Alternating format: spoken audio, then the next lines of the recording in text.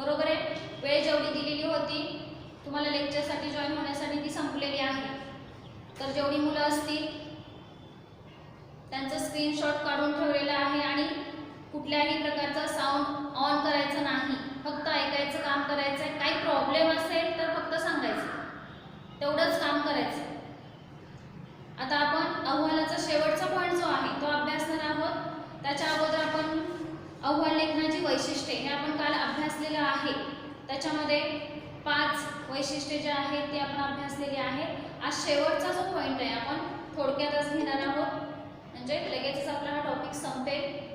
तर हे करत असताना अहवाल लेखन करत असताना लक्षात ठेवायच्या बाबी कोणत्या आहेत हे अगोदर आपल्याला आज अभ्यासायचं आहे.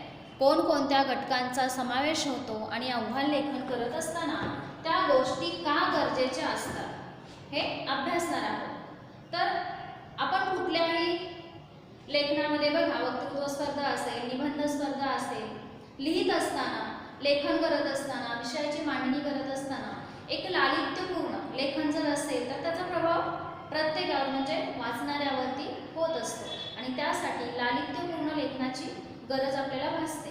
पण अहवालामध्ये असं काही नाही की लालित्यपूर्ण लेखनच पाहिजे, पण थोडीशी जर लालित्यपूर्ण लेखनाची साहित्याची जोड मिळाली तर ते ऐकायला, वाचणाऱ्याला आणि ऐकणाऱ्याला बरं वाटतं. अशा अर्थाने म्हणजे अगदीच अलंकारिक रूप अहवालाला देऊन चालत नाही.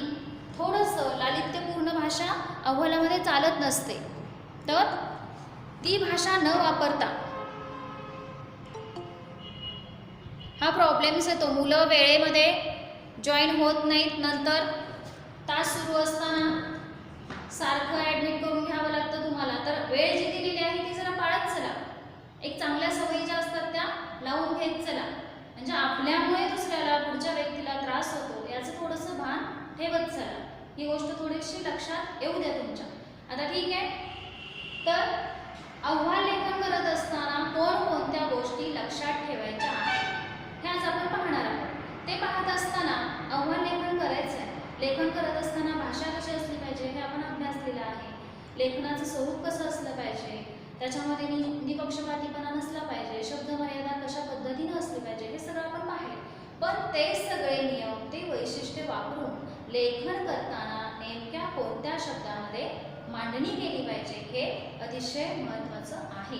आणि हे करत असताना आपल्याला नेमकेपणानं काय करायचं, तर अहवाल लेखन करत असताना नेमकेपणानं कोणत्या बाबी लक्षात घेतल्या पाहिजेत. आपली जी टेक्स्टबुक आहे ती समोर ठेवायची आहे. कॅमेरा कुणीही ऑन करायचा नाहीये, लक्षात घ्या. माझ्याकडे इथे जवळ दुसरा एक मोबाईल आहे, त्याच्यामध्ये त्यांची नावं आहेत, कोण काय करते लक्षात येतंय हे लक्षात घ्या.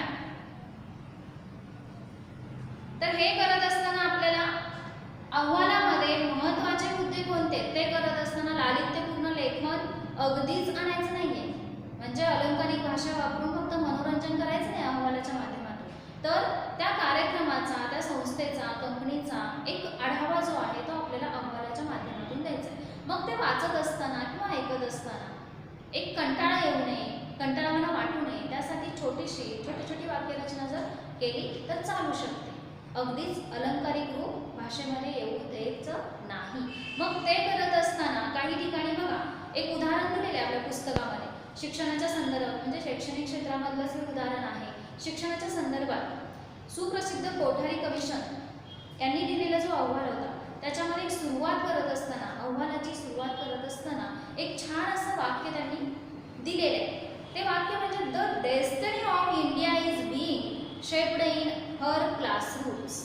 बघा वाक्य कसं दिलेलं आहे, म्हणजे हे जे कोठारी कमिशन आहे त्यांनी जो अहवाल तयार केलेला आहे शैक्षणिक क्षेत्रामधला अहवाल आहे आणि त्याच्यानुसार हे वाक्य वापरलेलं आहे. आणि या वाक्याच्या माध्यमातून एक प्रेझेंटेशन आपण म्हणतो, बरोबर आहे. प्रेझेंटेशन जे आहे त्याची सुरुवात जी आहे अहवालाची एक उठावदार करण्यासाठी अशा भाषेचा, अशा शब्दांचा उपयोग करू शकतो.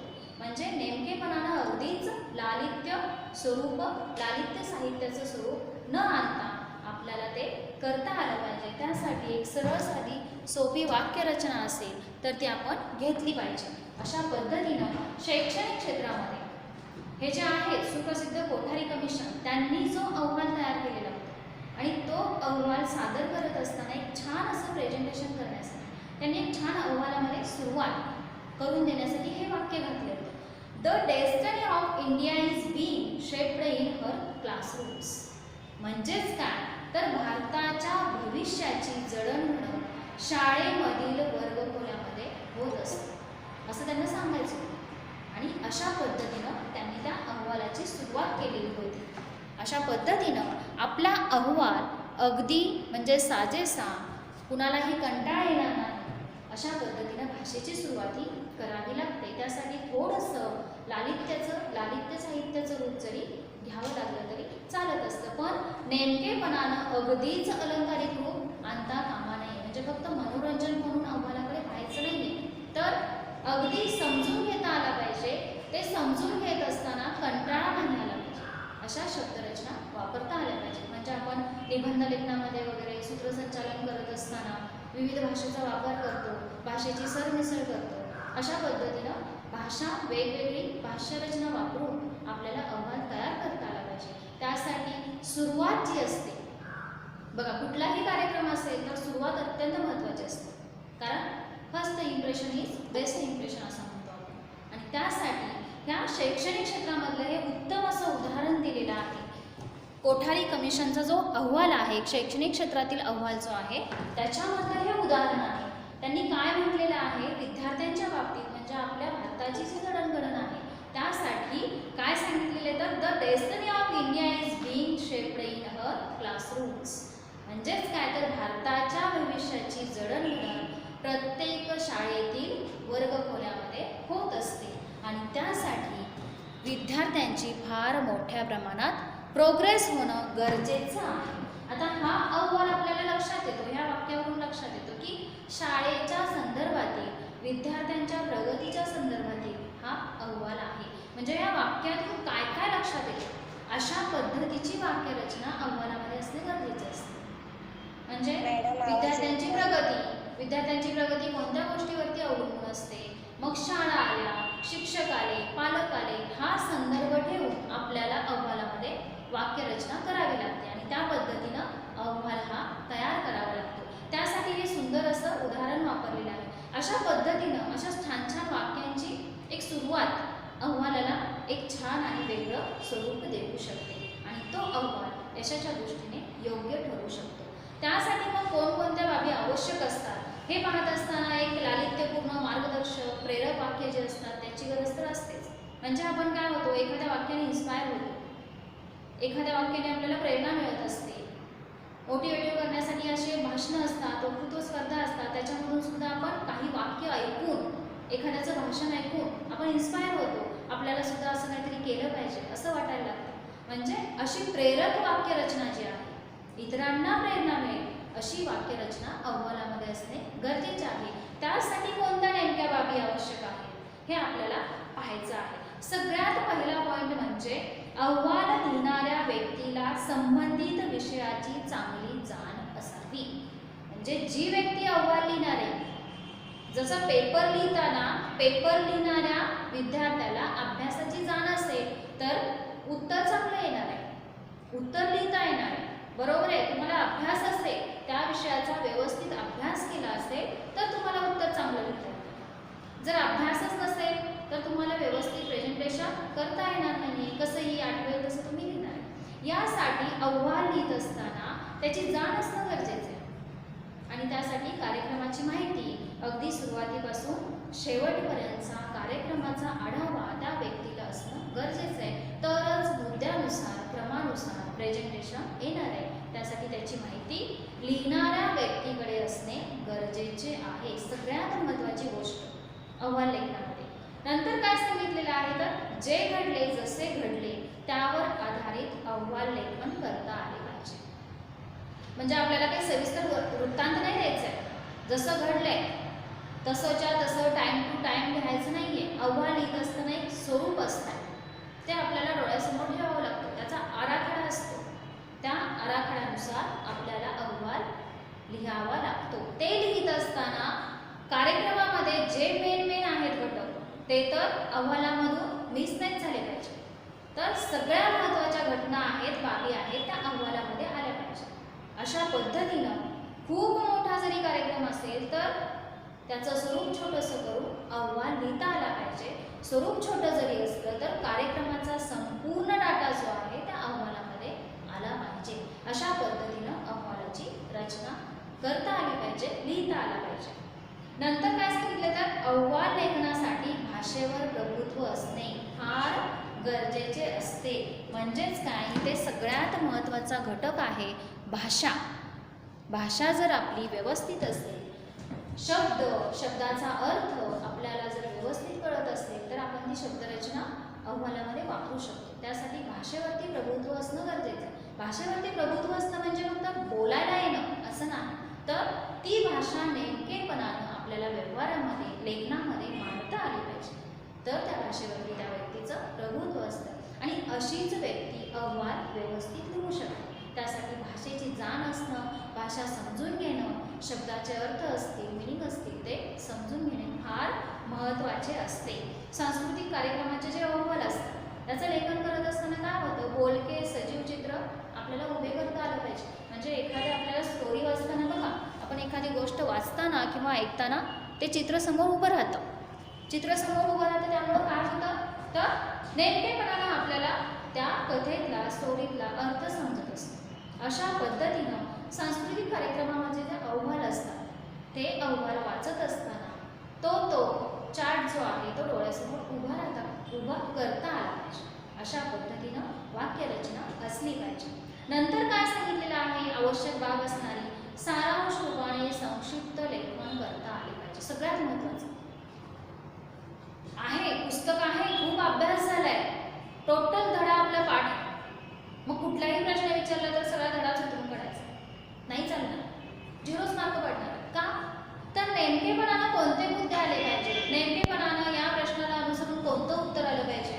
सगळं म्हणजे अहवाल म्हणजे थोडक्यात प्रश्नपत्रिका आपण म्हटलं तरी चालेल. प्रश्नपत्रिकेचं स्वरूप आपल्याला एखाद्या प्रश्नाचं उत्तर येतंय पण नेमकेपणानं कसं म्हणायचं हेच नाही कळलं तर काय करणार आहे आपण, कसंही आपण जसं येतंय तसा अभ्यास केलाय. काही जण सगळा टोटल उतारा उतरून काढतात. मग त्यामुळे काय होतं तर उत्तर नेमकेपणानं काय आहे कळत असतं.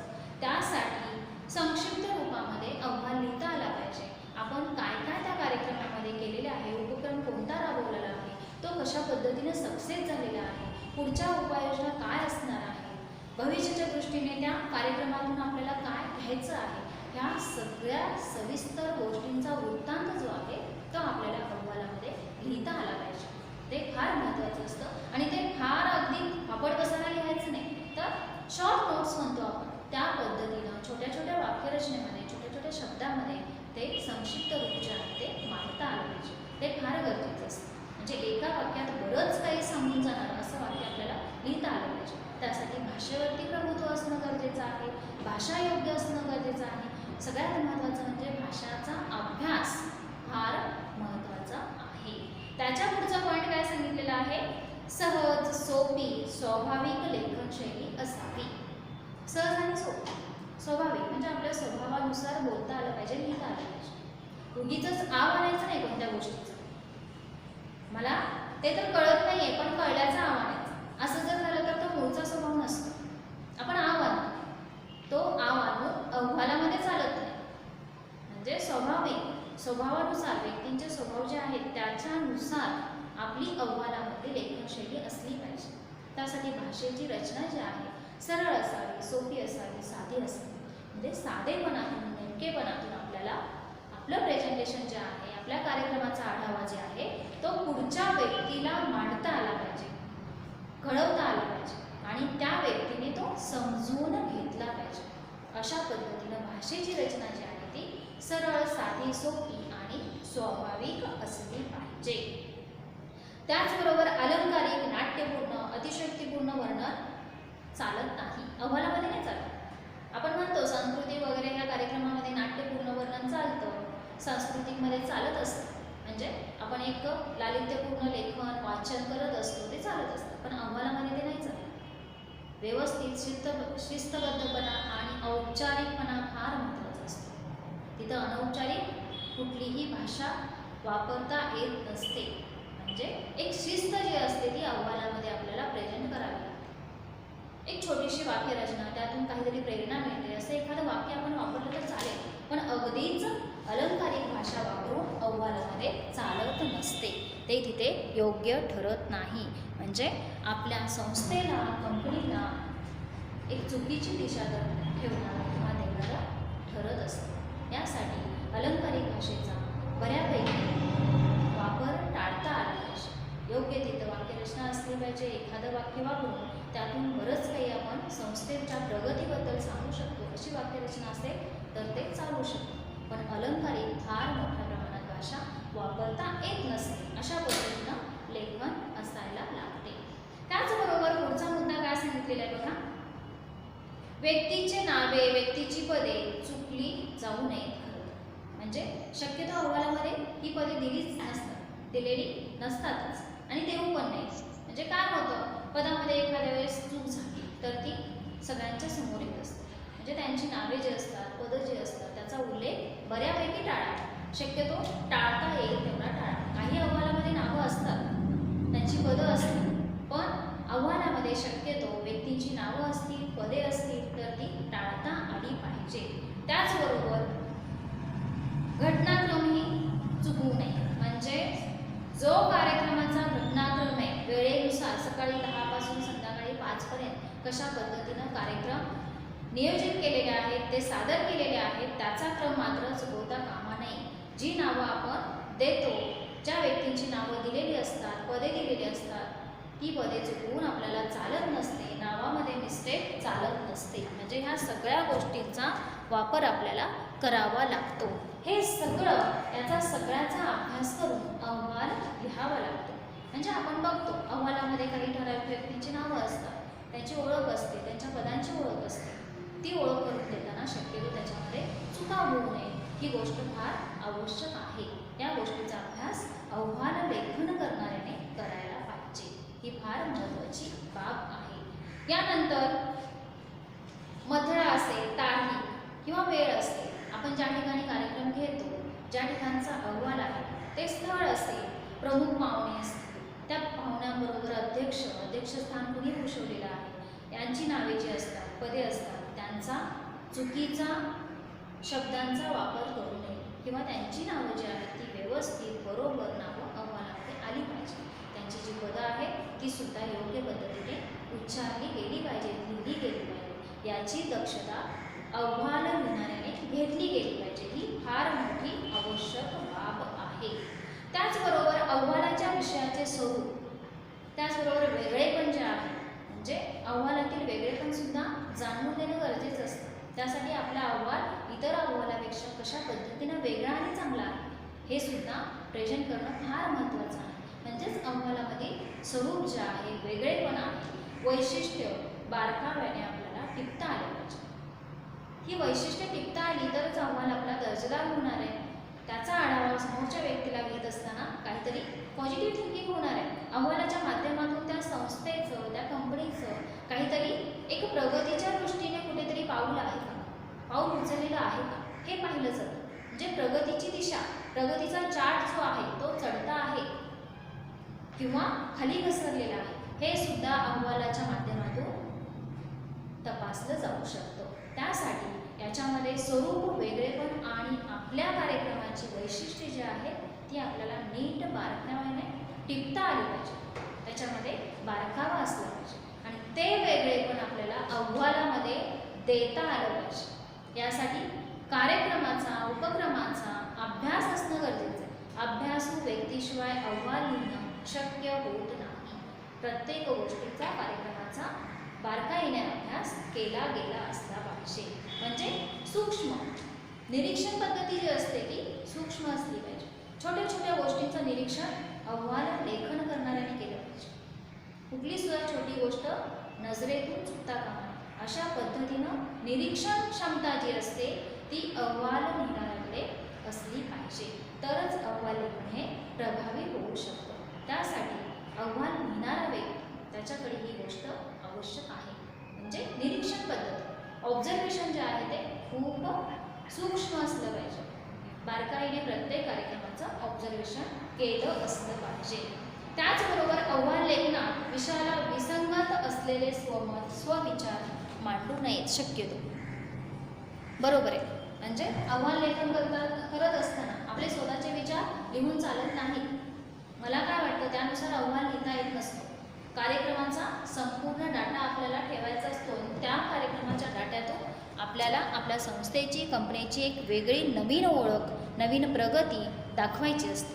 त्यासाठी स्वतःचं मत, स्वविचार यांना अहवालामध्ये कुठल्याही प्रकारचं महत्त्वाचं स्थान नसते. म्हणजे आपले स्वविचार जे असतात, आपल्याला काय वाटतं, अहवाल लेखन करत असताना आपल्याला काय वाटतं असं जर आपण म्हणू, मला असं वाटतं, असं अहवालामध्ये लिहून चालत नाही. कारण अहवाल हा सादर केला जातो. 10-10 वर्षापूर्वीचे अहवाल काढून वाचले जातात आणि त्याच्यावरून त्या संस्थेची, कंपनीची प्रगती ठरवली जाते. त्याचा ग्राफ जो आहे तो कसा आहे हे ठरवलं जातं.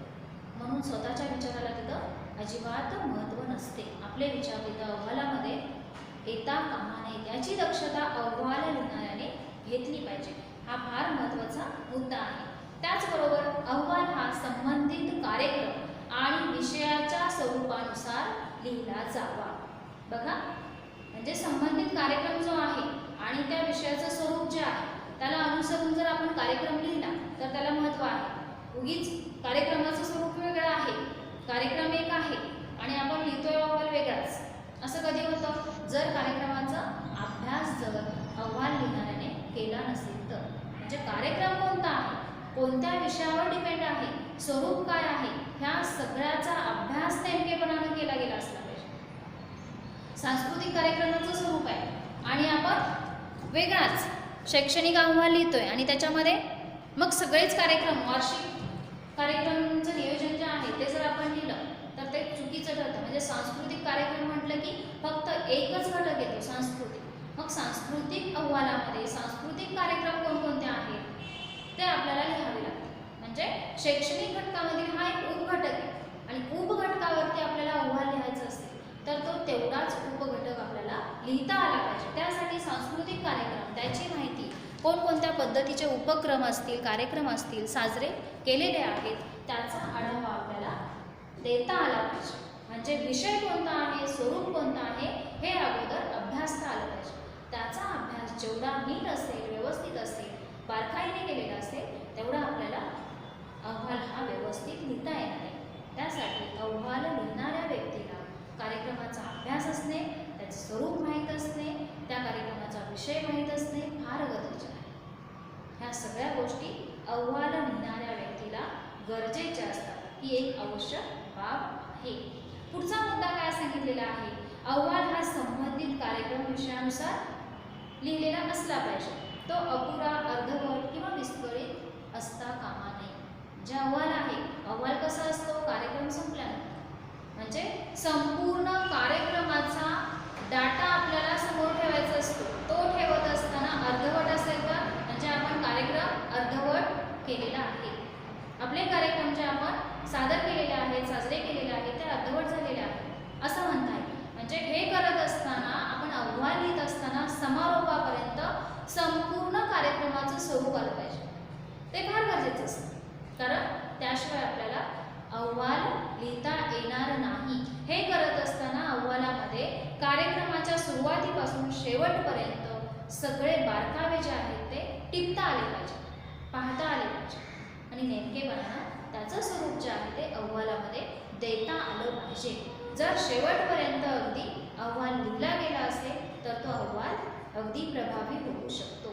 नाहीतर अर्धवट असेल, कार्यक्रमाची माहिती, स्वरूप, विषय हे जर अर्धवट असेल आणि त्यातून अहवाल लेखन जर अर्धवट राहिलं तर त्या संस्थेचं इम्प्रेशन जे आहे ते बॅड इम्प्रेशन म्हणून आपल्यावरती शिक्कामोर्तब. अशा पद्धतीनं अहवाल लेखन कधीही अर्धवट ठेवू नये. शेवटचा मुद्दा आहे, अहवाल लिहून झाल्यानंतर त्याखाली संबंधित अध्यक्ष असतील, सचिव असतील यांची मान्यतेस्तव स्वाक्षरी घेतलेली असतात. म्हणजे जो अहवाल लिहिला तो कुणाच्या तरी नजरेखालून गेला पाहिजे. अहवाल लिहिलाय आणि फक्त त्याच व्यक्तीला माहिती आहे आणि तो डायरेक्ट आपण सादर करतो असं होत नसतं. म्हणजे त्या अहवाल जो लिहिलाय तो वाचला गेला पाहिजे. काही प्रशासनामधील ज्या व्यक्ती असतात, प्रतिष्ठित व्यक्ती असतात, मोठ्या व्यक्ती असतात, त्या म्हणजे कुणी सचिव असतील, त्या संबंधित अध्यक्ष असतील कार्यक्रमाचे, त्यांनी तो अहवाल वाचला पाहिजे. म्हणजे त्यामध्ये काही त्रुटी असतील, उणिवा असतील तर त्या पूर्णपणे नाहीशा होतील. अशा पद्धतीनं या गोष्टींचा आपण बारकाव्याने अभ्यास केला गेला पाहिजे. ह्या गोष्टी सगळ्या लक्षात आल्या पाहिजेत, तरच आपण अहवाल हा कंप्लीट करू शकतो. म्हणून ह्या सगळ्या गोष्टी फार गरजेच्या आहेत. अशा पद्धतीनं अहवालामध्ये आपण ह्या आवश्यक बाबी ज्या आहेत त्या पाहिलेल्या आहेत. ह्या फार गरजेच्या असतात, कारण ह्या सगळ्या आवश्यक बाबी जर आपल्या अहवालामध्ये असतील तर अहवाल आपला कंप्लीट होणार. त्यासाठी याची फार मोठ्या प्रमाणात गरज आहे, हे लक्षात घ्या. अशा पद्धतीनं अहवाल हा जो टॉपिक आहे उपयोजित मराठीतला आपण कंप्लीट केलेला आहे. त्याच्यामध्ये खाली अहवाल लेखनाचा नमुना जो आहे तो आपल्या टेक्स्टबुकमध्ये दिलेला आहे. तो व्यवस्थित वाचायचा आहे, म्हणजे तुम्हाला अजून समजायला सोपे जाईल. आणि तो समजून घेतल्यानंतर कृती जी आहे ती सोडवायची आहे. कृती सोडवून तुम्ही व्यवस्थितपणे आपल्या टेक्स्टबुकमधून सोडवून घ्यायची आहे आणि नोटबुकमध्ये लिहून ठेवायची आहे. त्याची फार आवश्यकता आहे. अभ्यास करायचा आहे. प्रत्येक टॉपिक जसा होईल तसा अभ्यास केला तर तुम्हाला सोयीस्कर होणार आहे परीक्षेसाठी. जर अनेक अशी पुस्तकं एकदम घेऊन बसला तर तो अभ्यास तुमचा होणार नाही. त्यासाठी टप्प्याटप्प्याने अभ्यासाला सुरुवात करायची आहे. अशा पद्धतीने आपण अहवाल लेखन हा टॉपिक संपवलेला आहे. आपला बऱ्यापैकी सिलेबस झालेला आहे. त्याच्यामध्ये आपण सगळे मुद्दे सविस्तर पाहिलेले आहेत. त्याचा अभ्यास परत एकदा नीट पहा. ज्यांना लाईव्ह लेक्चरमध्ये प्रॉब्लेम आलेला आहे त्यांच्यासाठी व्हिडिओ तर आहेच. व्हिडिओच्या माध्यमातून तुम्ही ते लेक्चर असेल किंवा तो टॉपिक असेल तो समजून घ्या आणि अभ्यास मात्र छान आणि व्यवस्थित करा. आता मी ते थांबते. थँक्यू.